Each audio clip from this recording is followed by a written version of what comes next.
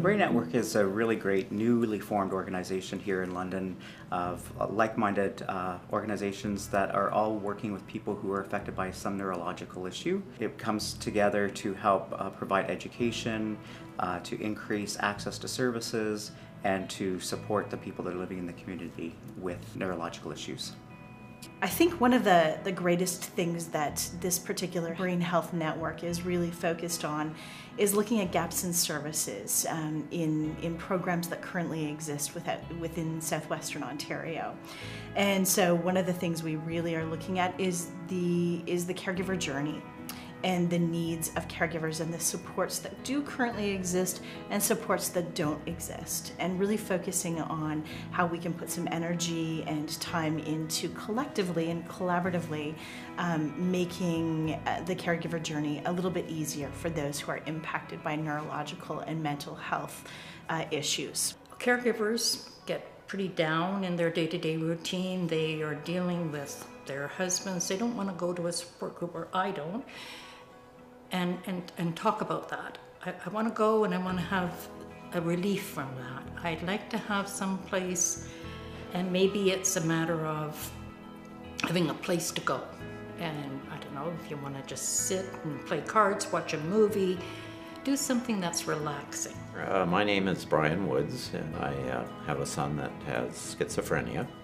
He's 38 years old and was diagnosed almost 20 years ago with schizophrenia. My name is Rita Stukic, and my son is who I'm a caregiver for.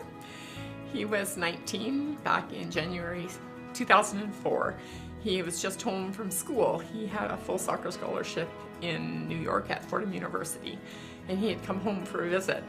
The night before he was supposed to go back, he decided he wanted to go out with a few of his friends from high school, and I got a phone call about 3:30 in the morning from a friend that hadn't gone out with them, telling me that they had been in an accident, not being able to describe anything to me. And then I had to call the police to find out what was going on. They told me that he was at South Street Victoria Hospital, and when I called there, the nurse had said, "You better come." My biggest challenge is my expectations of my son, and sort of matching those up with his expectations of himself, which there's quite a difference there. So I'm always struggling with that. I've had some counseling. My wife and I have been involved in a parent support group. The PEP organization was the first support group that we were involved with. He's here today. He's pretty functional. But he does still need to have some attendant looking after him. So I'm the one that's living with him, and we just go day to day. And he has improved immensely, but it's been a long journey, 11 years so far. So. Hi, I'm Penny Thompson. My husband is Brian, and Brian was diagnosed with Alzheimer's in May of 2011. And so I am his caregiver 24/7. Hi, my name is Adrienne Arding, and I'm a caregiver to two people, both my husband and my father. Key message for caregivers is that knowledge is power. And if your loved one receives a diagnosis of Alzheimer's disease or some form of dementia, it can be really scary, but it's really important that you get knowledge, you get information, and you find out what are the things that you can put in place to ease with the transitions and with providing caregiving. And also, don't be afraid to advocate for services. There are lots of community support services in place that are there for you, and it's really important that you take the time and you advocate and get those services. We're hoping that because the fact that we're all sharing our information together, that people can network the individuals so that they can get the treatment that they're looking for or the services that they're looking for in a timely manner. So we learned a lot about schizophrenia and mental health. And in a way, it's too bad that we didn't know that information sooner, because we might have been able to help our son before or quicker than what we were. At the very beginning, the resources that we used were, of course, the doctor, the community support that we had for his physiotherapy, his OTs, the rehabilitation team that we had in place for him. He got involved at the Cornerstone Clubhouse, which is run by Dale Brain Injury Services, and he's there 2 days a week. He feels very much himself as much as he can. He works on a couple of the newsletters they have there. He helps out in the kitchen if he has to.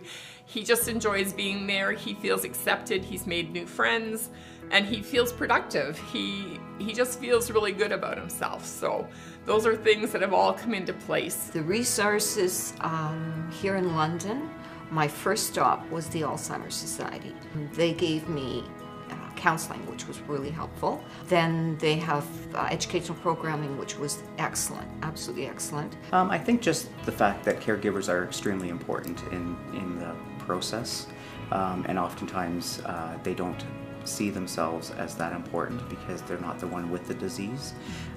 However, they play a very significant role, and it's so important to look after them. I think my biggest challenge is maintaining a schedule with doctor's appointments and meals and shots and meds and trying to keep everything balanced. It gets pretty stressful sometimes. Best thing I can say about being a caregiver is you have to make sure that you can have time for yourself, even if it's only 2 hours. Here and there, it does wonders. You come back and you're full of energy, you're more relaxed. It makes it easier for everybody.